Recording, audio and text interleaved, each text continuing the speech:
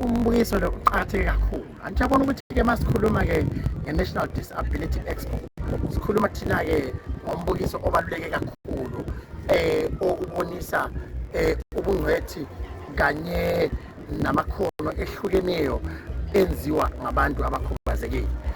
So ngamanye amazwi siyabe sithi thina mawuhulumeni ethi akashiye umuntu noma indawo ngaphandle ekuphumeleleni kwesizwe, siyabe sisho ukuthi umuntu ngamunye ngamunye noma ekhubazekile noma enjani kumele naye abe nakwenzayo ukubona impilo yakhe iphumelela. So i-expo le ngiyokubonisa abantu ukuthi abantu abakhubazekileyo nabo kukhona abakwenzayo abakwaziyo empilweni, nokubonisa njalo imisebenzi ehlukeneyo enziwa nguhulumeni ukuthi kahle umuntu okhubazekile naye ke impilo yakhe ilunge.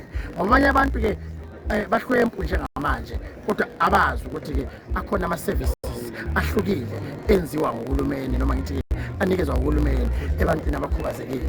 Wena ukuthi kune-free education, wena ukuthi kune-free medication, wena ukuthi kunento eningi ezenziwa nguhulumeni kodwa abantu abazazi